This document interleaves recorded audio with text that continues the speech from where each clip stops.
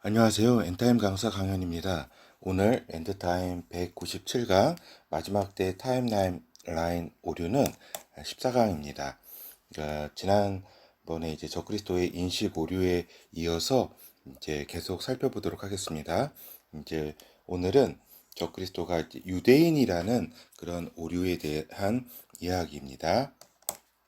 그러니까 좀 의외로 많은 좀 의견들 중에 하나가 적그리스도가 유대인이라고 하는 이런 의견이 있는 것을 이렇게 우리가 보게 됩니다. 그렇죠? 이제 이러한 의견을 주장하시는 분들은 이제 보면은 다니엘서 9장에 이제 그가 장차 많은 사람들과 한 일회의 약속을 굳게 하고 할 때에 이제 그를 이제 유대인으로 이제 이렇게 이해를 한다. 그래서 이제 그 적그리스도가 이제 유대인이라고 하는 그러한 이제 부분들을 전개를 하고 있다. 의견을. 근데 이제 우리가 이제 본어에 들어가서 이제 적그리스도는 유대인이 아니다라고 하는 부분들을 살펴보도록 하겠습니다. 보면은 이제 다니엘서를 우리가 통해서 보면은 적그리스도는 이제 열불과 이제 북방왕으로 우리가 그 예언이 되어 있음을 우리가 알 수 있다라고 하는 겁니다. 그렇죠. 이제 다니엘서 7장에 보면은 거기 이제 작은 뿔이 나와요. 그렇죠? 이 부분, 그러니까 이게 7장이 뭐예요? 그 네 짐승 예언이잖아요. 그 예언 중에 그 네 번째 짐승, 네 번째 짐승, 네 번째 짐승에 이제 열 뿔이 이렇게 존재가 있는데 그 또 사이에서 작은 뿔이 나온 존재가 있다. 근데 그 작은 뿔이 이제 적그리스도라고 하는 겁니다. 그래서 적그리스도는 이제 열 뿔, 그래서 이제 넷째 무서운 짐승은 이제 앞으로 나타날 후 로마 제국인데 그 예언을 풀어보면은 그 후 로마 제국을 복속시키는 것이 이 작은 뿔, 그 작은 나라라고 하는 겁니다. 그렇죠? 근데 요 요것이 이제 이스라엘이 아니라는 것입니다. 왜냐면은 이 작은 뿔, 그러니까 곧 작은 뿔이 유대인이라는 말은 이스라엘이 작은 뿔이라고 하는 말인데 이는 말이 안 된다. 이 마지막 때는 이제 적그리스도와 이스라엘이 대결을 하는 형국인데 오히려 유대인이 이스라엘 유대인 가운데 적그리스도가 나온다는 것은 이스라엘이 이제 적그리스도 작은 뿔의 나라가 돼서 후 로마 제국을 복속시키고 세계를 장악한다라고 하는 이러한 그 저기 이야기인데 이게 말이 안 된다는 겁니다. 그러니까 적그리스도 나라와 이스라엘은 그 마지막 때 대결하는 그 형국에 있습니다. 그렇죠? 그래서 이제 적그리스도가 유대인이라고 하는 말은 다시 말해서 이스라엘이 넷째 무서운 짐승이라고 하는 이야기이고 넷째 무서운 짐승은 예언을 풀어보면은 이렇게 후 로마 제국을 의미한다 말입니다. 그런데 이게 곧 이스라엘이 이제 후 로마 제국이라는 말이 되니까 이게 말이 되지 않는다라고 하는 겁니다. 알겠죠? 마지막 때는 후 로마 제국과 후 로마 제국과 이스라엘이 대결하는, 그래서 이스라엘이 패배하는 이제 형국의 이제 마지막 때지. 그 이스라엘이 후 로마 제국이고 또 그래서 이스라엘이 전 세계를 장악한다라는 그런 이론으로 이어지는 것이기 때문에 그거는 말이 안 된다라고 하는 겁니다. 그렇죠.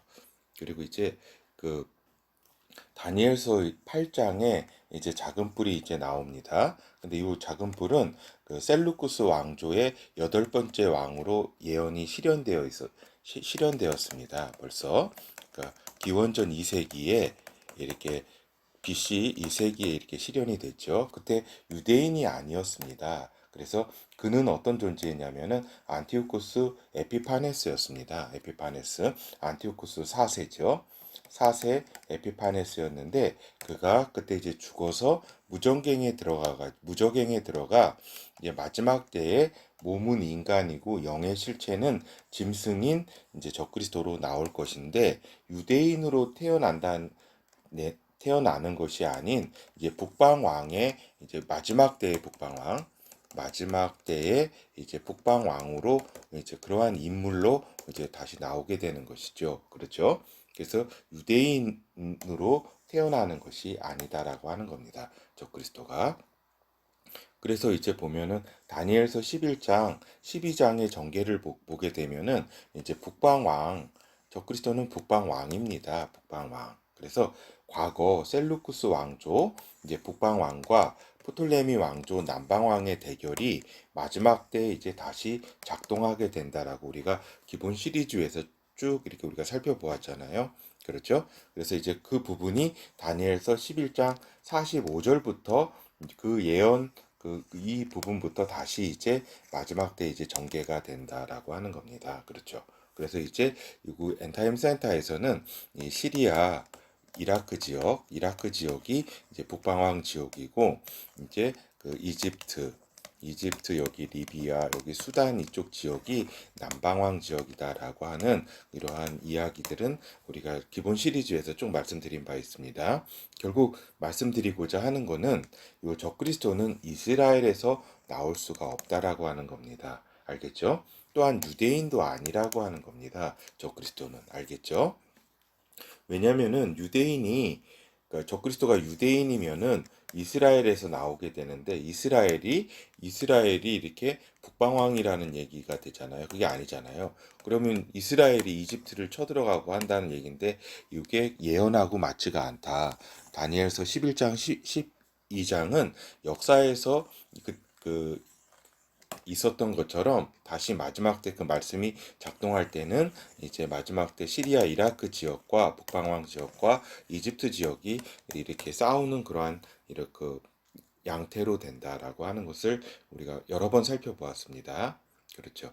그렇다면은 왜 적그리스도를 유대인이라고 하는 것인가라고 하는 겁니다. 왜 이렇게 유대인으로 이렇게 적그리스도를 이해하는 어떤 그러한 근거는 무엇이고 그 어떠한 영향 때문에 그러한가 살펴보면은 제일 먼저 대체 신학의 영향이 아주 크다라고 하는 겁니다. 아직까지도 기독교 주류는 이제 무천년 그러니까 메시아 나라가 없다라고 하는 우리가 유대인들은 이제 그 모든 유대인들에 대한 약속은 폐기가 되었고 이제 새 이스라엘 새 유대인인 우리가 이제 모든 것에 하나님의 축복을 받는다라고 하는 대체됐다라고 하는 대체 신학. 그래서 유대인들은 이게 지금도 이제 굉장히 기독교 주류 이론을 부분을 차지하고 있고 역사적으로도 이제 중세 시대를 이어서 1500년을 더 넘게 이렇게 1600년을 더 넘게 이렇게 저기죠. 대체 신학이 영향력을 가지고 있는 거죠. 즉 유대인들은 예수 그리스도를 죽였고 유대인들은 악마의 자손들이다. 그렇죠. 그래서 마지막 때도 적그리스도는 유대인으로 나타날 것이다라고 하는 이러한 대체 신학의 그러한 그 영향이 이제 인류사 신학 가운데 굉장히 이렇게 이어져 왔고 지금도 그러하다라고 하는 겁니다. 그렇죠? 그래서 그렇다면은 이들은 다니엘서나 요한계시록을 읽지를 않는가라고 우리가 반문을 할 때에 이제 선이 악을 이긴다라고 하는 요 이제 결론에는 뭐 다 같잖아요. 이 결론을 이제 이야기한 채 모든 것을 그냥 상징으로 다 이해하고 하는 것이지 다니엘서와 요한계시록에 이렇게 기록된 예언들을 자세히 하나하나 문맥적으로 이제 문자적으로 문맥적으로 이해하려고 하지 않는다라고 하는 겁니다. 그렇게 됨으로써 이제 대체 신학이라고 하는 영향 아래에서 이제 적그리스도가 유대인이라고 하는 사실은 얼토당토하는 그러한 결론에 이르게 되는 것이죠. 알겠죠? 그렇죠. 그래서 이제 요 영향이 대체 신학의 영향이 매우 크다라고 하는 겁니다. 이제 두 번째는 어떤 영향이 이제 크냐면은 이제 저번에도 우리가 반유대주의를 살펴볼 때 광의의 시오니스트 광의의 시오니스트에 대해서 우리가 살펴보았습니다. 이들은 이제 세계 정복의 야욕을 가진 세력이다라고 하는 겁니다. 알겠죠?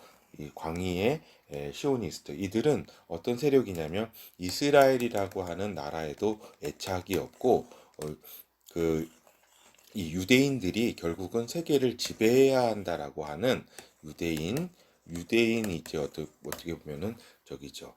그 세계를 다 지배를 하겠다. 우리가 너무 이렇게 역사 속에서 핍박을 받고 이랬다. 이러한 저기들이 이제 좌익 사상이라든가 그 사회주의 사상, 사회주의 사상 같은 것도 이제 유대인들이 어떻게 보면은 만들어낸 것들이죠. 그렇죠? 그래서 이제 이 그 실질적으로 세계 단일 정부를 이제 추구하는 세력이 지금 유대인들입니다. 알겠죠? 유대인들이기 때문에 또한 유대인들이 세계 각 분야를 뭐 금융, 정치, 세계, 뭐 학계 모든 분야를 다 거의 이렇게 유대인들이 지금 장악한 상태이다라고 하는 겁니다. 그렇죠? 그렇기 때문에 이 세계 정복의 야욕을 가진 이 시오니스트들이 그러니까 어떻게 보면은 지금 실질적인 어떤 위협이 된다라고 하는 겁니다. 알겠죠? 기독교에 크다란 위협이 되고 있기 때문에 이제 적그리스도가 이들 가운데서 이제 적그리스도가 나온다고 하는 이제 생각이 이렇게 나오게 되는 겁니다. 그렇죠? 그런데 이들 가운데 적그리스도가 나오는 것이 아니라 적그리스도 체제의 부하들이 될 자들입니다. 이들은 알겠죠? 그러니까 이것을 이해를 잘 하셔야 되는데 현상적으로 유대인들이 세계 단일 정부를 다 추진하기 위해서 그 방향으로 다 이렇게 시스템을 이렇게 이끌어가고 있고 실질적인 힘을 가지고 있기 때문에 이들 가운데 적그리스도가 나올 것으로 이제 기대를 하고 또 이들 가운데서도 그러니까 이제 또 많이 악마를 또 사단을 숭배하는 세력이 이렇게 있는데 이제 이들 세력의 핵심도 또 유대인들이기 때문에 이들 가운데 이제 적그리스도로 나온다고 볼 여지도 있지만 전혀 그러하지는 않을 거라고 하는 겁니다.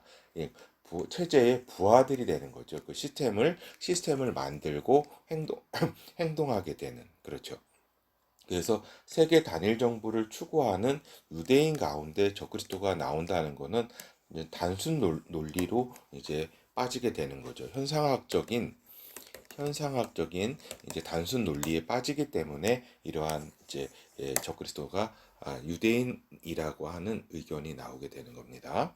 그리고 이제 세 번째는 예언, 특히 다니엘서에 대한 모리에에서 이러한 그 주장이 나오는 것이다. 적그리스도가 유대인이라고 하는 그렇죠. 보면은 마지막 때 벌어질 책에는 이제 북방왕 중요한 체제가 다니엘서에 이렇게 기록돼 있듯이 11장, 12장에 기록돼 있듯이 이 북방왕, 남방왕 체계에 대한 이해를 해야 되는데 여기에 대한 이해를 하지 못하고 있어서 그렇다라고 하는 겁니다. 그래서 넷째, 무서운 짐승 후 로마 제국은 결국 이스라엘 유대인을 침공하는 존재입니다. 다니엘서를 보면은 알겠죠? 침공하는 존재인데 이거를 유대인이라고 이렇게 아까 유대인 중심으로 이렇게 그 유대 이스라엘이 세계를 점령한다라고 하는 거는 요 아까 얘기한 요 시오니스트 요 이론과 어떻게 보면은 헷갈려 가지고 그런 거죠. 그렇죠. 그리고 한일의 약속, 협정을 깨고 이스라엘을 침공하는 존재가 적그리스도가라고 이렇게 보고 있는데 이제 그 저기 그 이렇게 한일의 약속을 하는 주체가 아까 말씀드린 대로 유대인이라고 생각을 하고 있는데 그게 아니라 이렇게 이제 적그리스도는 한일의 약속을 하면서 또 이거를 깨는 존재입니다. 깨는 존재. 그래서 이스라엘을 침공하는 존재가 적그리스도라고 하는 겁니다. 그렇죠. 그러니까 이게 자기가 이 한일의 약속을 자기가 정하고 그 다음에 그것을 저기 뭐죠? 이스라엘이 자신이 그냥 깨고 세계를 이렇게 정복하는 이런 그 구도로 보는 게 아까 얘기한 적그리스도가 유대인이라고 보는 거죠. 그게 아니라 그한 일의 약속을 이스라엘과 하고 적그리스도가 이스라엘과 이 한일의 언약을 맺고 결국에 이스라엘을 침공해서 예루살렘을 이렇게 점령하는 것이 적그리스도이기 때문에 적그리스도가 유대인이 이스라엘이 아닌 거죠. 알겠죠? 그렇다면은 우리가 이제 그 적그리스도가 그 유대인이라고 이렇게 우리가 상정을 할 때에 예언과 전혀 맞지 않은 것에 대해서 잠깐 살펴보도록 할게요. 그러니까 스가랴서 13장, 요한계시록 12장과 전혀 배치가 된다라고 하는 겁니다. 무슨 얘기냐면은 스가랴서 13장에 보면은 3분의 2는 멸절되고 그 땅에서 멸절되고 3분의 1이 이제 살아남는다라고 이렇게 예언이 되어 있습니다. 그러니까 이스라엘 백성이 3분의 2는 멸절된다. 그때에 그리고 3분의 1이 살아남는다. 그리고 이제 계시록 12장에 보면은 이스라엘은 짐승 적그리스도의 공격을 받아서 이제 예루살렘 점령 전쟁에서 패하게 되고 광야로 피신하여 생존하게 된다라고 이제 요한계시록 12장에 기록이 되어 있습니다. 알겠죠? 이 맥락을 같이 하는 거죠. 스가랴서 13장과 요한계시록 12장이 맥락을 같이 해서 적그리스도를 피해서 광야에 피신해서 생존하게 된다라고 하는 겁니다. 그런데 적그리스도가 유대인이라고 하는 거는 유대인이 유대인을 핍박을 해가지고, 응? 핍박을 해가지고, 다 유대인들을 죽이고, 남은 유대인들은 광야로 이렇게 간다는 것이 그러니까 적그리스도가 유대인의 리더가 돼가지고 한다는 것이 전혀 이렇게 이야기가 성립하지 않는다. 요 적그리스도는 이스라엘 외부에서 침략해가지고 3분의 1을 죽이고 또 3분의 1이 광야로 도망가게 된다는 것이 성경의 예언이다라고 하는 겁니다. 그러니까 적그리스도는 이스라엘 내부하고는 유대인하고는 상관이 없고 외부에서 이렇게 외부의 존재라고 하는 것입니다. 그렇죠? 그렇듯이 적그리스도는 계시록을 보면은 자신의 수도 보좌를 바벨론에 이렇게 세우게 된다라고 하는 겁니다. 여기 바빌론이 어디예요? 시리아, 이라크 지역이잖아요. 알겠죠? 북방왕 지역. 그렇잖아요. 그렇죠. 그래서 적그리스도가 유대인이었다면은 예루살렘에 자신의 보좌, 자신의 수도를 세웠을 것이다라고 하는 겁니다. 이게 논리적으로 맞죠. 요한계시록을 보면은 적그리스도의 보좌 바벨론을 박살내는 것을 우리가 볼 수가 있습니다. 특히 계시록 18장에 보면은 그때 이제 그 바벨론이 이렇게 멸망하는 것에 대해서 자세히 이렇게 기록하고 있다라고 하는 겁니다. 그러니까 적그리스도가 예루살렘 전쟁에서 이렇게 예루살렘을 이렇게 점령하더라도 여기에 이제 성전에 자기 우상을 세우고 여기 자신의 부하가 여기를 이제 총독이 되게 하고 자기는 이제 바벨론 수도로 이렇게 물러가게 되는 거죠. 그렇기 때문에 마지막 때 여섯째 대접 때 유프라테스 강이 마르고 이제 동방에서 오는 왕이 건널 수 있게 되더라고 하는 그 예언이 있잖아요. 그렇죠? 그래서 이제 한 일의 언약을 하는 주체가 이제 결국 이렇게 이스라엘과 이스라엘이 하는 것이 되기 때문에 이는 명백한 오류다라고 하는 겁니다. 그러니까 유대인, 이스라엘이 적그리스도라고 하는 거로 그런 논리로 얘기하자면 한 일의 언약을 이스라엘과 이스라엘이 하는 어떤 결과가 이야기가 되기 때문에 이게 오류일 수밖에 없다라고 하는 겁니다. 한 일의 언약은 이스라엘과 적그리스도가 하는 것입니다. 알겠죠? 그렇죠. 그래서 이제 우리가 결어를 간략하게 살펴보도록 하겠습니다. 이제 적그리스도가 유대인이라고 하는 이제 의견은 이제 오류다라고 하는 것을 다시 한번 강조해 드립니다. 그렇죠. 그래서 이거는 대체 신학의 영향이 아주 매우 컸다.